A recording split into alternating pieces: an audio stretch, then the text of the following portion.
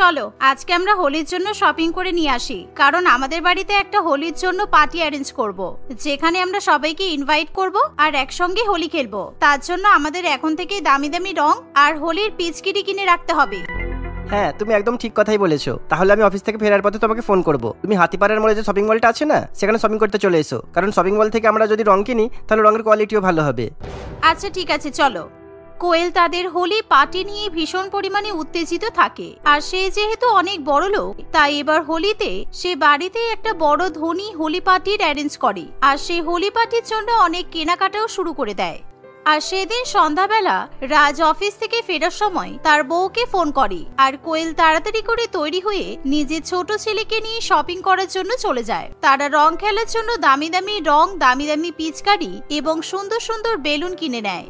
Shopping করার পর তারা যখন শপিং মলের বাইরে বেরোয় তখন রাজ, ওই দেখো আমার ছোটবেলার বান্ধবী রানু কিন্তু রাস্তায় ফুটপাতিয়া দোকান থেকে রং কিনছে কেন, চলো আমরা ওর সঙ্গে গিয়ে একবার দেখা করি।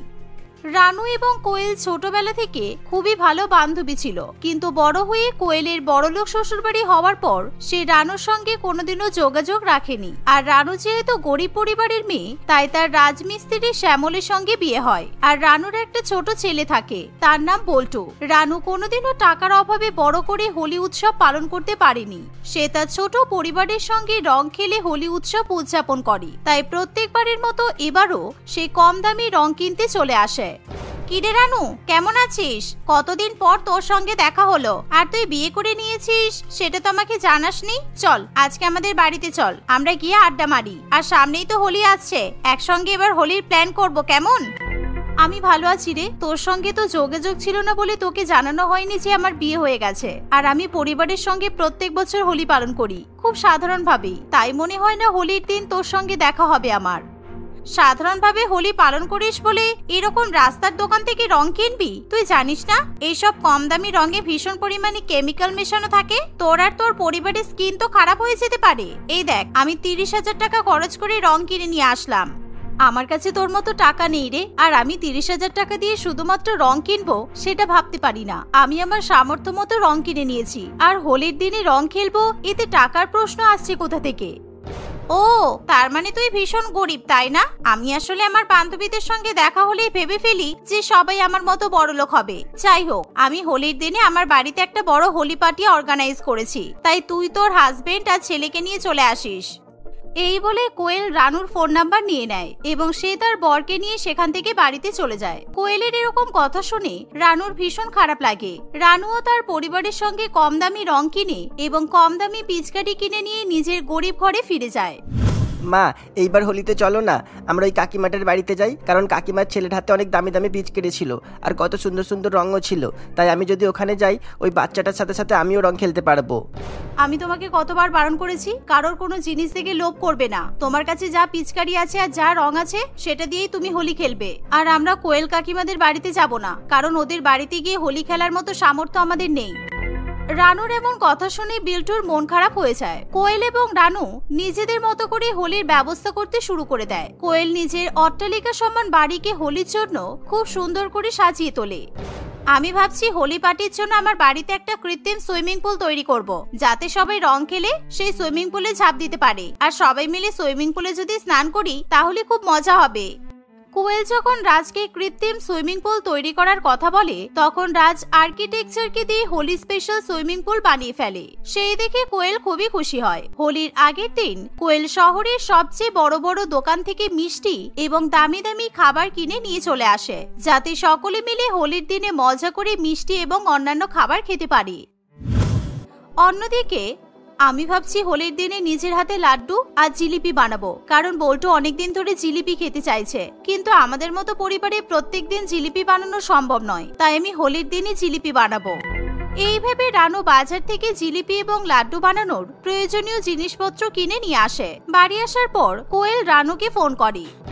কিরে রানু, তুই কালকে হোলি পার্টিতে আমাদের বাড়িতে আসছিস তো? প্লিজ চলে আয়, কারণ আমাদের স্কুলের সব বান্ধবীরা আসছে, আর তুই যদি না আসিস আমার কিন্তু খুব খারাপ লাগবে। আমি জানি তোর আমাদের সঙ্গে একটু মানাতে প্রবলেম হবে, কিন্তু বিশ্বাস কর তুই খুব মজা করতে পারবি। না রে, আমি আমার ছেলে আর স্বামীকে একা ফেলে তোদের পার্টিতে যেতে পারবো না, কারণ হোলির দিন পরিবারের সঙ্গে আমি রং খেলতে চাই। আর আরে তুই তোর হাজবেন্ড আর ছেলেকে নিয়েই চলে আয় না, তাতে সমস্যা কি আছে? সবাই তো সবার ফ্যামিলি নিয়েই আসছে, আর তোর ছেলে আমার ছেলে পিয়াসের সঙ্গে মজা করে রঙও খেলতে পারবে। কোয়েল রানুকে হোলি পার্টিতে আসার জন্য এভাবেই জোর করতে থাকে। এর ফলে রানু আর না করতে পারে না, তাই রানু কোয়েলের হোলি পার্টিতে আসার জন্য রাজি হয়ে যায়। দেখতে দেখতে হোলির দিন চলে আসে, আর শহরে সবাই নিজেদের মধ্যে হোলি খেলতে ব্যস্ত হয়ে পড়ে। অন্যদিকে কোয়েল তার বড়লোক বান্ধবীদের সাথে বাড়িতে সুন্দর সাদা কালারের দামি শাড়ি পরে হোলি খেলতে শুরু করে। রানু এবং তার পরিবার পুরানো জামা কাপড় পরে কোয়েলের হোলি পার্টিতে এসে উপস্থিত হয়। এর ফলে তারা সকলের কাছে ভীষণ পরিমাণে হাসির পাত্র হয়ে ওঠে। উফ, ফাইনালি রানু তুই তাহলে আমাদের হোলি পার্টিতে চলেই আসলি। আমরা সব বান্ধবীরা তোর জন্যই ওয়েট করছিলাম। এবার আমরা একসঙ্গে মজা করে সবাইকে রং মাখাবো আর দোল খেলবো। আর হ্যাঁ, আমি এখানে দামি দামি সব খাবার দাবারের অ্যারেঞ্জমেন্ট করেছি, তাই তুই আর তোর পরিবার কিন্তু খাওয়া দাওয়া করেই বাড়ি ফিরবি, কেমন? আচ্ছা ঠিক আছে কোয়েল, আমি সকালবেলা উঠে সবার জন্য লাড্ডু আর জিলিপি বানিয়েছি, তাই তোদের জন্যও নিয়ে এসেছি। এই নে, তুই আর তোর পরিবার এই লাড্ডু আর জিলিপিগুলো খেয়ে নে। কোয়েল লাড্ডু এবং জিলিপি নিতে যাবে, সেই সময় শ্রীতমা সেখানে চলে আসে, আর সে রানুকে ভীষণ পরিমাণে অপমান করতে শুরু করে। ইস রানু, তুই ছোটবেলা থেকে থার্ড ক্লাস রয়ে গেলি। তুই মনে হয় জানিস না কোয়েলের বাড়িতে হোলি পার্টির জন্য ড্রেস কোড করা হয়েছিল, তাই আমরা সবাই দামি দামি সাদা রঙেরই শাড়ি পরে এসেছি। তুই আর তোর পরিবার কেমন গরিব ভিখারিদের মতো ময়লা ছেঁড়া নোংরা জামা কাপড় পরে চলে এসেছিস। ছি, আমি টাকা অপচয় করতে পছন্দ করি না রে শ্রীতমা। আর হোলিতে দামি শাড়ি পরে কি লাভ? কারণ রং লেগে সেই শাড়ি তো নষ্ট হয়ে যেতে পারে। সেই কারণে আমি আর আমার পরিবার পুরনো জামা কাপড় পরে এসেছি। তাই পুরনো জামা কাপড়ে যদি রং লাগে তাহলে আমাদের কোনো ক্ষতি হবে না। যত সব ছোট লোকেদের মতো চিন্তা ভাবনা। কোয়েল, তুই বেকার বেকার রানুকে আমাদের সঙ্গে হোলি পার্টিতে ইনভাইট করলি, কারণ দেখ আমাদের সঙ্গে একে একেবারেই বেমানান মনে হচ্ছে। আরে তুই আমাকেই বলতে পারতিস, তাহলে আমি তোকে হোলি পার্টি উপলক্ষে একটা দামি শাড়ি গিফট করে দিতাম। আমার কাছে এরকম দামি সাদা শাড়ি অনেক আছে, তাই যদি একটা শাড়ি নষ্ট হয় তাতে আমার কোনো সমস্যা নেই। শ্রীতমা এবং কোয়েলের এরকম কথা শুনে রানু একেবারে চুপ করে যায়। ফলে বড়লোকের হোলি পার্টিতে সকলে মিলে মজা করে রং খেললেও রানু এবং তার পরিবার কিছুতেই মজা করতে পারে না। এমনকি কোয়েলের ছেলেও তার মায়ের বড়লোক বান্ধবীদের ছেলেদের সঙ্গে মিশে রানুর ছেলেকে গরিব বলে অপমান করতে শুরু করে। এই পল্টু, তুই এরকম কোনায় একা একা দাঁড়িয়ে আছিস কেন রে? আয় আমাদের সাথে সুইমিং পুলের পাশে রং খেলবি। আয় আয় আয়, চলে আয়, আমার কাছে অনেক দামি দামি কালার আর পিচকিরি আছে। বল্টু পিয়াসের কথায় ভীষণ পরিমাণে খুশি হয়, আর সে পিয়াসও তার বন্ধুদের সঙ্গে রং খেলতে যায়। আমার মা আমাকে রং আর পিচকিরি কিনে দিয়েছে, চলো আমরা সবাই মিলে এই রংটা মাখি আর পিচকিরি দিয়ে রং খেলি, কারণ মা আমাকে বলেছে অন্যের রং আর পিচকিরি ব্যবহার করতে নেই। এই বলে বল্টু পিয়াসের মুখে রং মাখাতে যাবে, তখন পিয়াস সেই কম দামি রং কিছুতেই মাখতে চায় না। না না, আমাকে এইসব পাতি রং মাখাস না, আর এইসব পিচকিরি একদম ফালতু। আমাকে মা বারণ করেছে এরকম কম দামি রং মাখতে। তুই চিন্তা করিস না বল্টু, আজকের দিনের জন্য তুই আমার দামি রং আর পিচকিরি ব্যবহার করতে পারিস, কেননা আমার কাছে এরকম দামি দামি রং খেলার জিনিসপত্র অনেক আছে। এই কথা বলে পিয়াস এবং তার বন্ধুরা বল্টুর উপর খুবই হাসাহাসি করতে শুরু করে। অন্যদিকে কোয়েল তার বড়লোক বান্ধবীদের সঙ্গে রানুকে ভীষণ অপমান করে। সেই সাথে তারা সবাই মিলে ভাং খায়, কিন্তু রানু কিছুতেই ভাং খেতে চায় না। রানু ঠিক করে যে সে এবার তার পরিবারের সঙ্গে বাড়িতে ফিরে যাবে, কিন্তু কোয়েল তাকে বাড়িতেও যেতে দেয় না। না না, তুই এত তাড়াতাড়ি বাড়িতে ফিরে যাবি কেন? সবে তো আমাদের হোলি পার্টি শুরু হলো। তুই সারাদিন আমাদের বাড়িতেই থাক। তুই কালকে সকালবেলা একেবারে বাড়িতে যাবি। না রে, কালকে সকালবেলা আমাকে কাজে বেরোতে হবে, কারণ আমি যে বাড়িতে কাজ করি সেখানে কালকে কামাই করা যাবে না। তোরা সবাই মিলে আনন্দ কর। আমি এবার আমার পরিবারকে নিয়ে বাড়িতে ফিরে যাই, কারণ আমাদের যে আনন্দ করার করা হয়ে গেছে। ও, তুই লোকের বাড়িতে ঘর ঝাড়ুতে বা বাসন মাজার কাজ করিস? ইস, খারাপ লাগে রে। কালকে যদি তুই কাজ না করতে যাস তাহলে তুই টাকা পাবি না। তাই শোন না, আমার কাছে তোর জন্য একটা প্রস্তাব আছে। তুই বরঞ্চ হোলি পার্টির পর আমাদের বাড়িঘরটা পরিষ্কার করে দিস, কারণ সারা বাড়িতে রং পড়ে নোংরা হয়ে যাবে। আর তুই যদি বাড়িঘর পরিষ্কার করে দিস তাহলে আমি তোকে অনেক টাকা দেব, এমনকি তোর কাজের বাড়িতে যা টাকা দেয় তার থেকে অনেক বেশি টাকা দেব। কোয়েলের এই কথা শুনে রানুর চোখে জল চলে আসে, আর সে এক মুহূর্ত সেখানে দাঁড়াতে চায় না। কিন্তু অন্যদিকে পিয়াস এবং তার বন্ধুরা বল্টুর সঙ্গেও খারাপ ব্যবহার করে, এমনকি তাদের মধ্যে ধাক্কাধাক্কিও বেঁধে যায়। আর হঠাৎ করে পিয়াসের পা পিছলে সে সুইমিং পুলের জলে গিয়ে পড়ে। আর যেহেতু সে সাঁতার কাটতে জানে না, সবাই মিলে সুইমিং পুলের পাশে জড়ো হয়ে যায়। সেই সময় বল্টু কাঁদতে কাঁদতে সবাইকে সত্যি ঘটনা বলে। কোয়েল এবং রাজ ভীষণ কান্নাকাটি করতে শুরু করে। তারা যেহেতু ভাং খেয়ে থাকে তাই তারা জলে নামারও সাহস পায় না। প্লিজ প্লিজ আমাকে বাঁচাও, আমি জলে ডুবে মরে যাব। মা বাবা আমাকে তোমরা বাঁচাও, মা বাঁচাও আমাকে, আমার বন্ধুরা আমাকে ধাক্কা মেরে সুইমিং পুলে ফেলে দিয়েছে। কেউ কিছু বুঝে উঠতে পারার আগেই রানু সুইমিং পুলে জলে ঝাঁপ দেয় আর সে পিয়াসকে বাঁচিয়ে কিনারায় তুলে নিয়ে আসে। এত কান্নাকাটি করতে নেই, কিচ্ছু হয়নি। আর তোমরা ছোট বাচ্চা এরকম গভীর সুইমিং পুলের পাশে দাঁড়িয়ে কেন রং খেলছো? কোয়েল, তোকে সত্যি একটা কথা বলতে বাধ্য হচ্ছি, তুই বড়লোক হতে পারিস কিন্তু তোর মানসিকতা নেই। কারণ ছেলে ডুবে যাচ্ছে আর তুই কিনারায় দাঁড়িয়ে দাঁড়িয়ে কাঁদছিস। তোরা তোদের হোলি পার্টি নিয়ে এতটাই ব্যস্ত যে ছেলের দিকে একদমই খেয়াল নেই। এই বলে রানু ভালো করে পিয়াসের মাথা এবং গা মুছিয়ে দেয়। কোয়েল মনে মনে নিজের ভুল বুঝতে পারে আর সে বুঝতে পারে যে রানুকে তার অপমান করা একদমই উচিত হয়নি। কারণ হোলি উৎসব সকলের, সেখানে বড়লোক গরিব বলে কিছুই হয় না। সবাই মিলে এই উৎসবে রং খেলে মজা করতে পারে। তোকে অনেক ধন্যবাদ রে রানু, তুই এই হোলি পার্টিতে একটা বড় অঘটন হওয়া থেকে আমার ছেলেকে বাঁচিয়ে দিলি। তুই আমাকে ক্ষমা করে দে, আমি আর কখনো তোকে অপমান করব না। চল আমরা একসঙ্গে হোলি পার্টিতে মজা করি। হ্যাপি হোলি রানু। হ্যাপি হোলি কোয়েল, হ্যাপি হোলি। রানু কোয়েলের কথা শুনে খুবই খুশি হয়। এভাবেই তারা একসঙ্গে মিলে রং খেলে এবং হোলি উৎসব হাসি খুশি পালন করে। এই উৎসবে গরিব এবং বড়লোকের কোনো ভেদাভেদ থাকে না, তাই সকলকেই নিজেদের নিরাপত্তা বজায় রেখে হোলি উৎসব পালন করা উচিত। এই লিপি, আমার উপর সবাই প্রচুর হিংসা করে তাই না বল? ক্লাসের অনেকেই আমার সঙ্গে কথা বলতে চায় না, আমাকে দেখে সবাই হিংসা করে চলে পুড়ে মরে যায়। সেই জন্যই তো আমাকে দেখলেই মুখ ঘুরিয়ে চলে যায় বল। হ্যাঁ, তাছাড়া আবার কি, তোর মতো বড়লোক ঘরের মেয়ে এখানে কজন আছে বলতো? আর ওরা তো তোর সাথে কথা বলবেই বা কি করে? তোর স্ট্যান্ডার্ড আর ওদের স্ট্যান্ডার্ড তো পুরোপুরি আলাদা। কিন্তু তুই চিন্তা করছিস কেন? আমি আছি তো তোর বন্ধু, আমি কি যথেষ্ট নই তোর জন্য? ঠিক আছে, কিন্তু তোর সঙ্গেও তো আমার স্ট্যান্ডার্ড মেলে না। তবে আর কি করা যাবে, আমি তো ভেবেছিলাম এই স্কুলে সবাই আমার মতোই বড়লোক ঘরের মেয়ে হবে, সবাই বড়লোক হবে। কিন্তু এই স্কুলে আমার মতো কেউ নেই, খুব আফসোস হয় মাঝে মাঝে। এরকম ভাবে রিমা তার খুবই কাছের বন্ধু লিপিকেও অপমান করে। আসলে রিমা ভীষণ বড়লোক ঘরের মেয়ে ছিল। সে অন্য কাউকে অপমান করে ছোট করে ভীষণ আনন্দ উপভোগ করত। রিমার কথা শুনে লিপির খুবই খারাপ লাগে, কিন্তু তবুও সে রিমাকে কিছু বলার সাহস পায় না। আচ্ছা ছাড় না ওসব কথা, এক সপ্তাহ পর হোলি, তুই কি কি শপিং করলি রে হোলির জন্য? এবার হোলিতে আমাকে কিন্তু অনেক কিছু গিফট করবি বলে দিলাম, তুই আমাকে বলেছিলি। এমন সময় তাদের কাছে মাম্পি আসে। এক্সকিউজ মি, এটা কি 5A সেকশন? আসলে আমি এই স্কুলে নতুন ভর্তি হয়েছি। হ্যাঁ, এটাই ক্লাস 5A সেকশন। আচ্ছা, তোর বাবা কি করে রে? মানে তুই বড়লোক নাকি গরিব?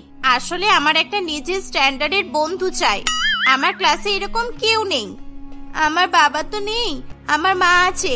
আমার মা একটা বড়লোক বাড়িতে কাজ করে। আর বন্ধুত্ব কখনো ধনী গরিব দেখে হয় না।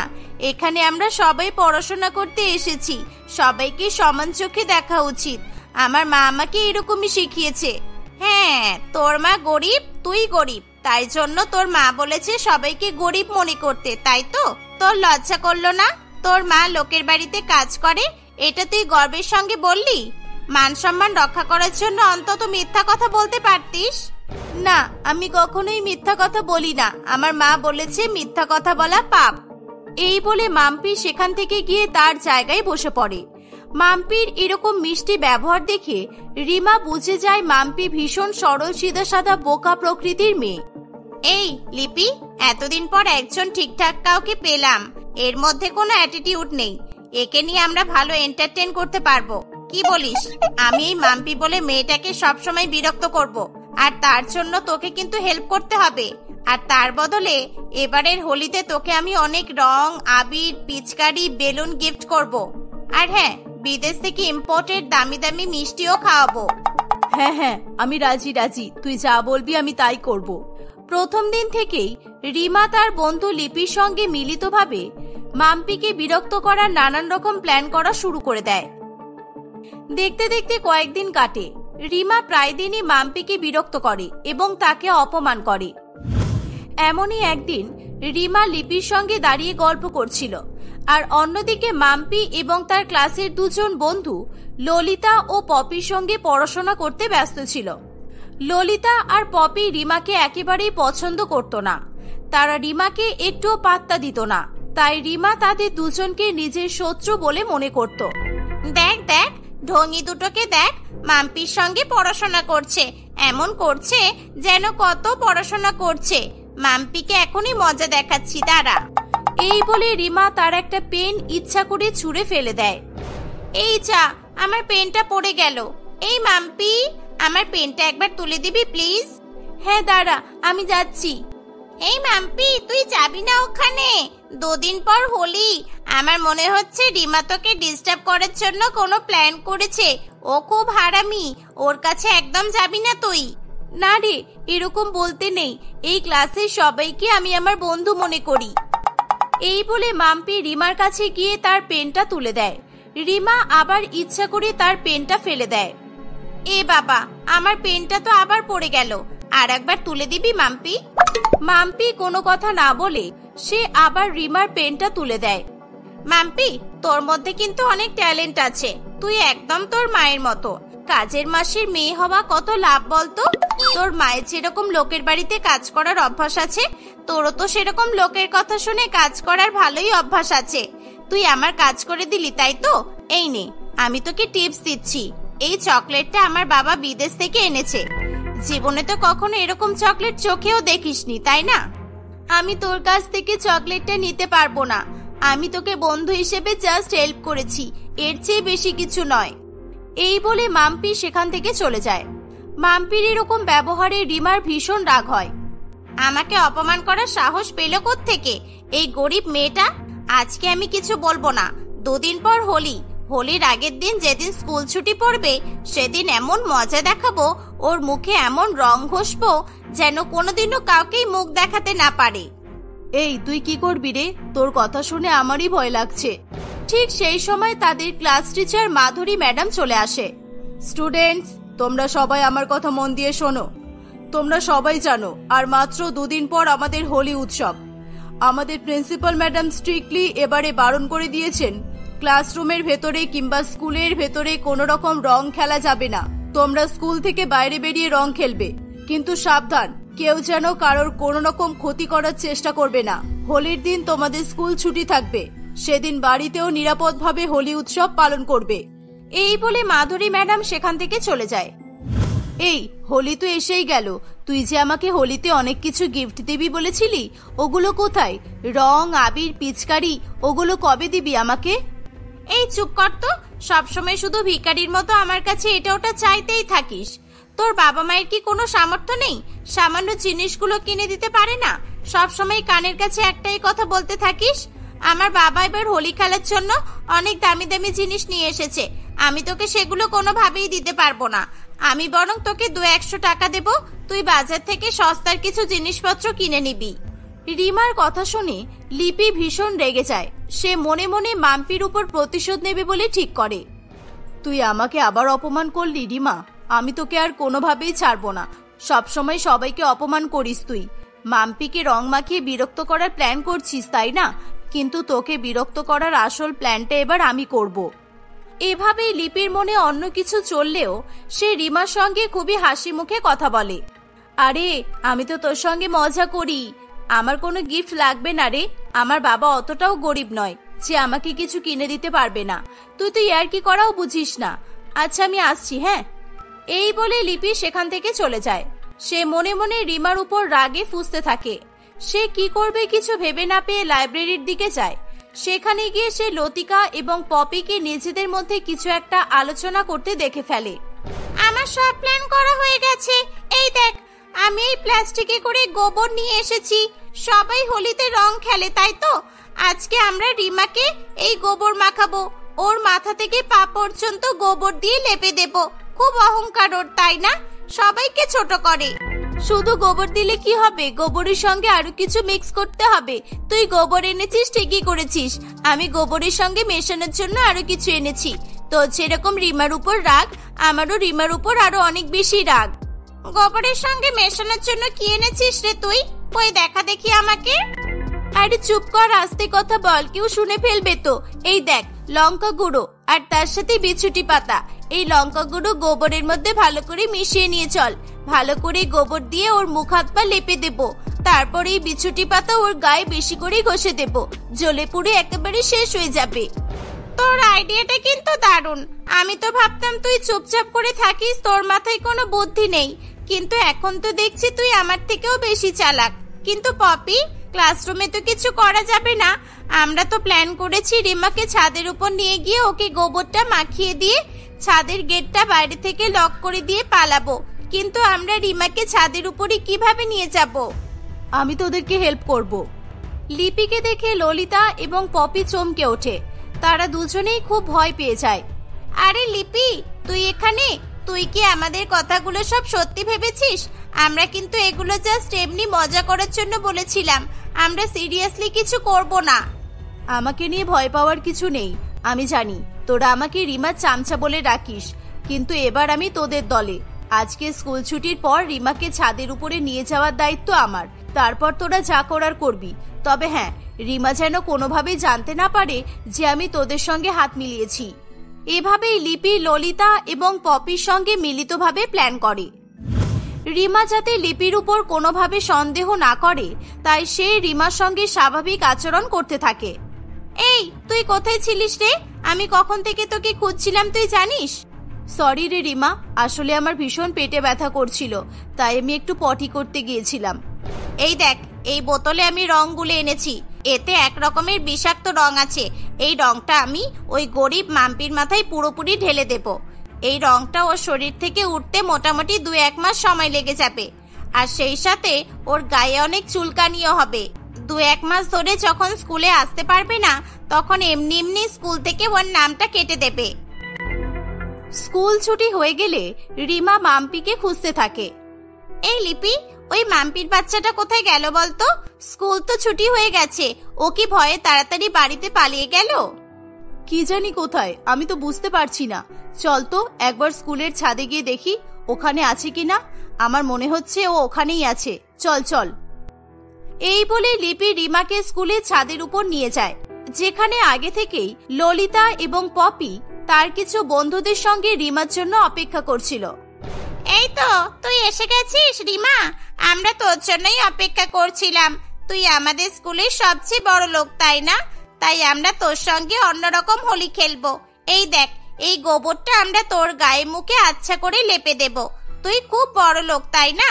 গোবর কেমন হয় নিশ্চয়ই জানিস না। এই, সবাই মিলে এর হাতটা ধর তো। এই, তোরা কি করছিস? তোরা ছেড়ে দে আমার বন্ধুকে।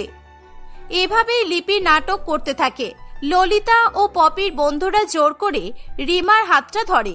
ললিতা এবং পপি দুজনে মিলে রিমার গায়ে মুখে গোবর লাগাতে যাবে, ঠিক তখনই সেখানে মাম্পি তাদের ক্লাস টিচার মাধুরী ম্যাডামকে নিয়ে উপস্থিত হয়। এই, এখানে কি হচ্ছেটা কি? তোমাদেরকে কি বলা হয়েছিল? তোমাদেরকে না বলেছিলাম তোমরা কেউ একে অপরের ক্ষতি করার চেষ্টা করবে না? আর তোমাদেরকে বাড়িতেই রং খেলার কথা বলা হয়েছিল। যাও এখান থেকে সব কটা। মাম্পি, তুই ম্যাডামকে এখানে কেন ডেকে আনলি? তুই জানিস এই রিমা তোর সঙ্গে কি করতে যাচ্ছিল?